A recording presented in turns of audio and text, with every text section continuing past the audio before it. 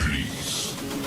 The show starts in 10, 9, 8, 7, 6, 5, 4, 3, 2, 1, go. Welcome to Chess Beginner's Guide Video Series number 8. These videos cover 2 topics, namely 1. Counting captures. 2. Forks. It's usually a good idea to capture something if you have more attacking pieces than the opponent has defending pieces. That way you will get to make the first and last capture in the exchange. Make sure to pay attention and to which pieces are captured. You don't want to lose a queen to win 2 pawns. A great way to win material is to attack more than one piece at a time with one of your own. This technique is known as a fork. Because the opponent can only move one piece each turn, if you attack 2 or more pieces, you will be able to capture something. These 2 concepts will be illustrated as follows. In this position, white is attacking the pawn on d5, but black is also defending that pawn. So how do we know if capturing the pawn on d5 is a good idea for white? Let's count. Usually you want to have at least one more attacker than your opponent has defenders. Notice white has 2 attackers, the rook on d3 and the bishop on f3. Black, on the other hand, only has 1 defender, the rook on d8. Since white has 1 more attacker than black has defenders, white will make the first and the last capture, usually a good sign for the attacker. White makes the first capture with rook takes d5, capturing black's pawn. Black captures white's rook with rook takes d5. So far, white has only captured a pawn and black has captured a rook, but white gets the final capture with bishop takes d5, capturing black's rook. Notice that both sides captured a rook, but white also captured a pawn, meaning white won a pawn from the captures thanks to having 1 more attacker than black had a defender. Let's take a look at another position. In this position, notice that white has 2 attackers against black's pawn on d5, the rook on d4 and the bishop on f3.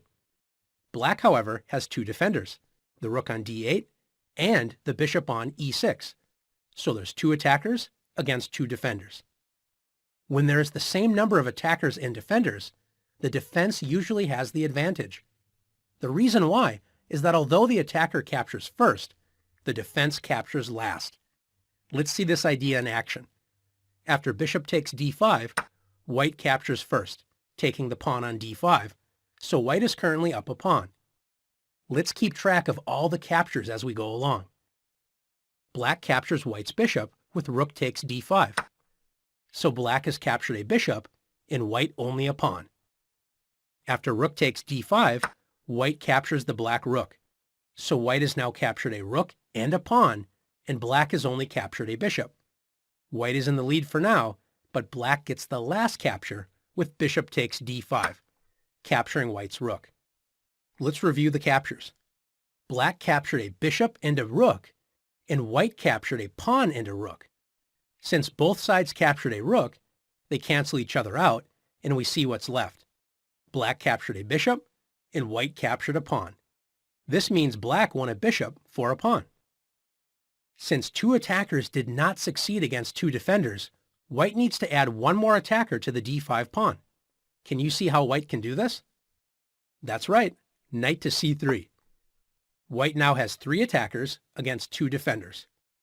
Black would like to add a 3rd defender to keep the balance between attackers versus defenders, but black cannot add a 3rd defender on the next move.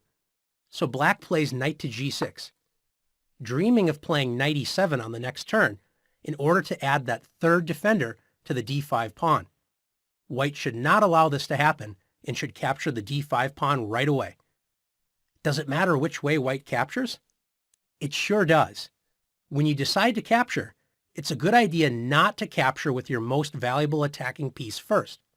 Since the bishop and knight are both worth 3 points, the 5-point piece, the rook, should not capture first. Why? Because after rook takes d5, black is able to trade white's most valuable attacker for black's least valuable defender, the bishop. So after bishop takes d5 and knight takes d5, notice that black captured white's rook and white captured a bishop and a pawn. Black gained 5 points and white only gained 4 from these trades. This means black got the better deal from the captures. Since capturing with the most valuable attacking piece lost material for white, white should capture with the least valuable attacking piece first. The least valuable attacking pieces are the knight and the bishop, so either capture would be fine. Let's capture with the bishop first. After bishop takes d5, white makes the first capture, gaining a pawn. Black captures white's bishop with bishop takes d5. Black is currently up a bishop for a pawn, but white gets the next capture. In this position, white could capture with the least valuable piece again with knight takes d5, and it would be a good choice. But notice that white can also decide to play rook takes d5, capturing with the most valuable piece. Why is it okay to take with the most valuable piece now, but it wasn't good a move before? The reason why is that black's only remaining defensive piece is the rook, which is as valuable as white's rook. You do not want to capture with the most valuable piece when your opponent can capture with a less valuable piece, such as in the last example where white lost a rook for a bishop. After rook takes d5, black captures white's rook, and now white makes the final capture with knight takes d5, capturing black's rook. Both sides captured a rook as well as a bishop, but white also captured a pawn, so white won a pawn by counting carefully and making the right moves. Let's take a look at one more position together.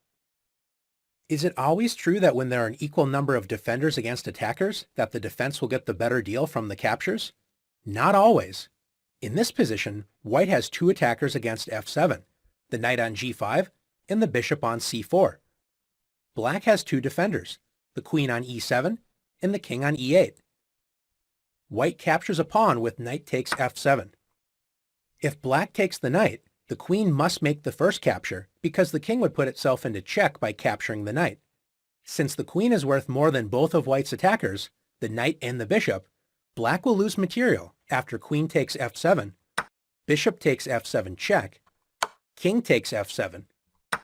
White captured a queen and a pawn worth 10 points for a bishop and a knight worth 6 points, so white gained 4 points from the captures. Counting is a very useful idea, but remember not to blindly follow the counting method. You always have to think carefully with each position. Now that you've learned the importance of counting, it's time to practice counting captures to your advantage. One of the most powerful tactics in chess is the fork. It's another way of describing a double attack where you are attacking 2 or more pieces at the same time with one piece. The most notorious of all forks are those done by the tricky knights. Let's take a look. In this position, white appears to be in serious trouble. White is down a significant amount of material, but the game isn't over yet.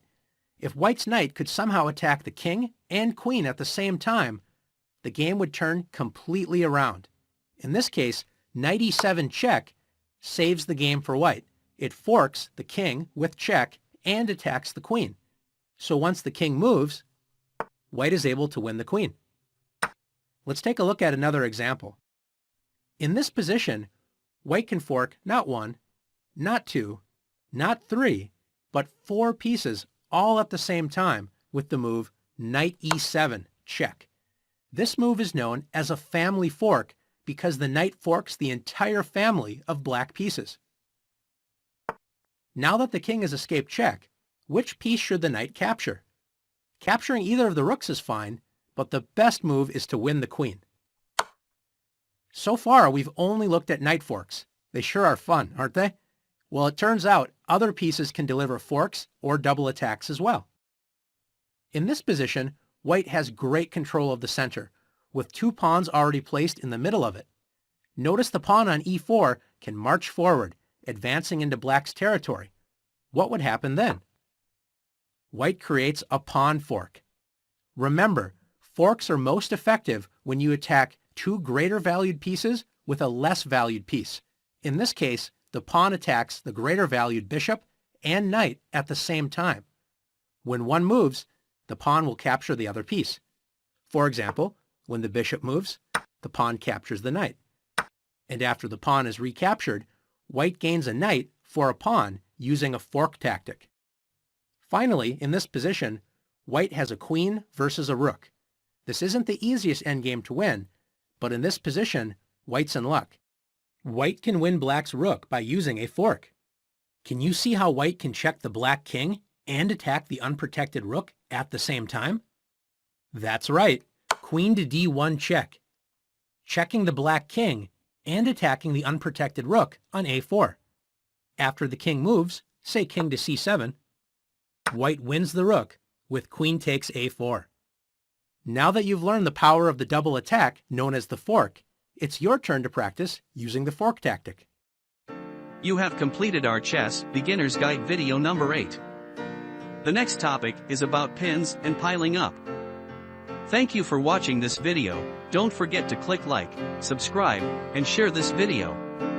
That's a great way to help us out and continue to complete this tutorial. See you at our next video.